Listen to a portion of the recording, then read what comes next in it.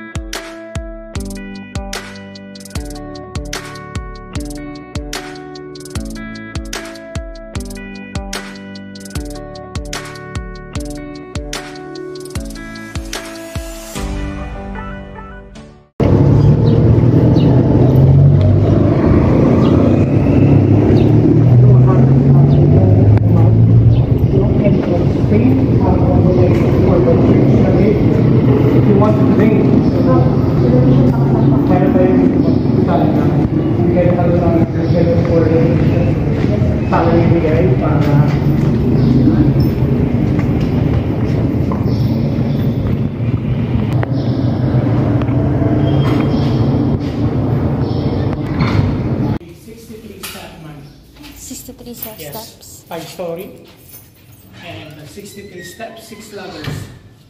Okay, well, Mr. Proceed. So makita natin is baptism. So original baptism and year of 1774 is a 350 years old. The patron saint is St. John the Baptist. So the church was built in 1774. But sinimula nila, pinagawa is 1569. So inipon pa lang yung material. So material is made of coral stone. Like Baroque church. So this is made of coral stone. And also is the egg white yung ano nila, ginamit nila. Pandikit. So wala pa po yung semento. So egg white and also the lime. So it's no more cement. So it was to produce the church, the Filipino was to produce the cement is egg white and also the lime. So if you proceed, ma'am, 63 step going to off the banner. Yes, ma'am. Yes, ma'am. Una ka na. Ako na una? Dati kasi hindi to ganito, di ba, sir? Kahoy pa dati. Oo, kahoy itong pag ano ko eh. Takit.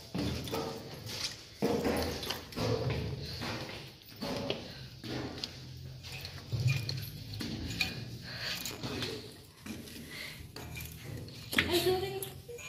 Laglag talaga yan. Laglag talaga. Laglag ano mo to? Sa first story. Layo pa.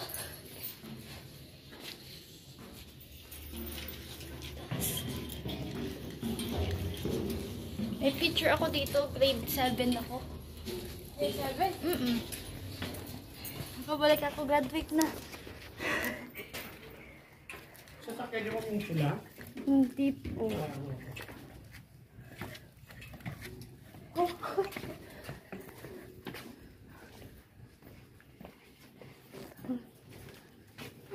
Ayun, malapit na. Malapit na. Ano? Makina po, orasan po. Yung sa labas na orasan? Apo. Nagagana pa siya? Wala na.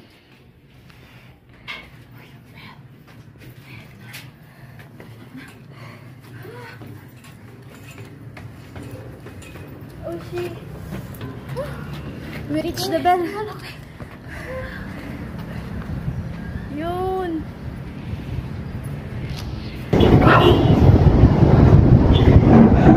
Ang dami.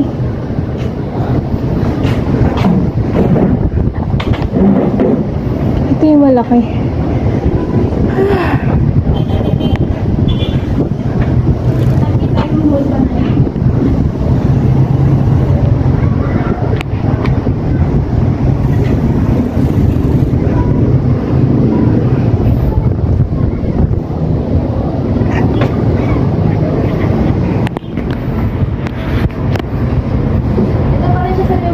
Southeast Asia, ma'am.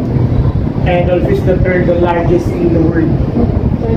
So December 21, 1828 is 146 years old and tumitimbang po siya ng 10,400 kilos po. So mag-bell siya po sa 8 kilometers and go away po pag mag-bell siya. Layo. Abot siya ng Rojas City and buong Panay is Marinalin siya. So tinatawag siya is the Bajo de la Campana. So meaning po doon is sakop pa ng Espanya ng Panay. So ito po yung ano nila, Campana. It's 9 bells. So it's made of coins out of 70 success donated for this town of Panay. So nagbigay na kanilang pera. Nabuo po siya. So 42 years na inipon yung pera. So 1884 hanggang 1886. So bago siya ginawa yung bell. So it's made of bronze po siya. About the meat, sir, na yung na kinuha ko sa... Kinuha is not proval for the time, na hindi proval na di nga, ano siya, gikuha sa diri sa Panay. So, katang isip. So, it's not big. So, last time we attend the seminar of 7 days of tour guiding community. So, marantas, so, talk. So, hindi siya nakuha yung bell dito sa Panay. So, I learned of Gigantes Island for the pillar. So, dudulan din mulog sa Tinagong Dagat. So, hindi siya sobrang laki. So, maliit lang siya. So, hindi kayang makuha ng mga Moro or Muslim na ibaba yung 10,400 kilos. Galing po sa Belfry. And hindi po pwede na siya kasi kung nakuha nila, it's because of war. So walang war naman dito naganap ng during the Spanish time. So yung kumbento lang nasunog. So after Second World War II. So Second World War II, so yung kumbento yung nasunog. So sinunog. Wala kang makikita all this house in Panay kasi sinunog lahat ng mga Amerikano ng panahon. So yung kumbento sa yung simbahan, ikalawa lang susunugin and it's time na hindi na nasunog yung simbahan kasi may darating ng Air Force para sa kalaban nila. So wala naganap na isunog yung simbahan. Kumbento lang. So lahat ng files na doon sa kumbento tinabot ng isang tao lang.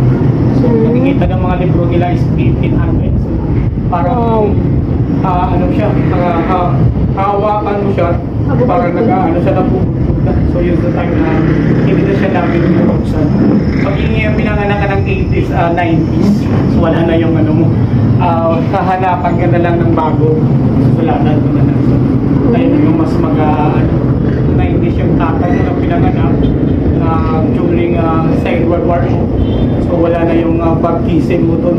Kasi yung baptism dati hindi pa naka-computerize eh. Kahit ngayon, is handwriting dati. Yung pangalan mo mag-iiba pa yung name, yung spelling. So it's not time na magpa-abogado ka pa kasi susundin mo yan sa libro eh. So kung tayo bawa yung pangalan mo doon, letter M, pag letter M yung sa middle ni ano mo, yung first name mo, pag tingnan mo doon sa libro, letter N, magpa-abogado ka talaga.